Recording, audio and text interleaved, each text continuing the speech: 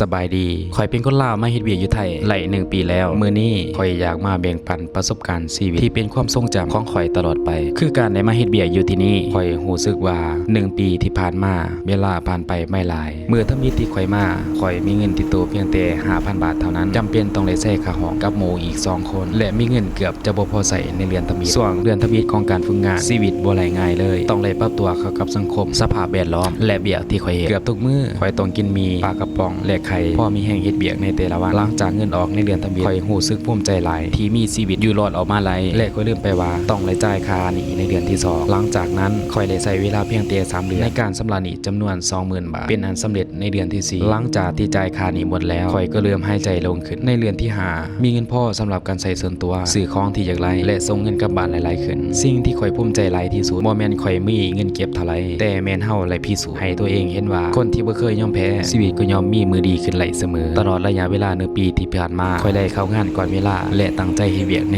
ทุกๆมื้อเพราะคอยเชื่อว่าเมื่อเฮาได้รับโอกาสจากไผเฮาก็ควรตอบแทนโอกาสนั้นด้วยความตั้งใจและความซื่อสัตย์สำหรับคอยที่นี่บ่แม่นเพียงแต่บ่อนเฮ็ดแต่เป็นบ่อนสร้างฝันและมอบโอกาสให้คนธรรมดาคนหนึ่งได้สร้างชีวิตใหม่อีกครั้งมื้อนี้คอยอยากขอบใจพี่น้องคนไทยทุกคนที่เปิดใจและเปิดโอกาสให้คนลาวทุกคนที่เดินทางตามมาหาความฝันและไหลมาเฮ็ดเวียกอยู่ที่นี่คอยเชื่อว่าบ่ว่าจะเกิดอยู่ประเทศใดหรือเป็นคนเชื้อชาติใดถ้าเฮารู้จักบุญคุณคนอื่นช่วยเหลือแบ่งปันและเฮ็ดหน้าที่ของตนให้ดีที่สุดแล้วบ่อนใดในโลกนี้ก็เป็นบ้านของเฮาแล้วนี่เป็นเพียงส่วนหนึ่งของชีวิตของข่อยเท่านั้นยังมีอีกหลายอย่างที่อยากเล่าประสบการณ์ให้ทุกคนได้รับฟังสามารถติดตามเพื่อรับชมในคลิปวิดีโอตอนต่อไปคลิปหน้าพบกันใหม่สบายดี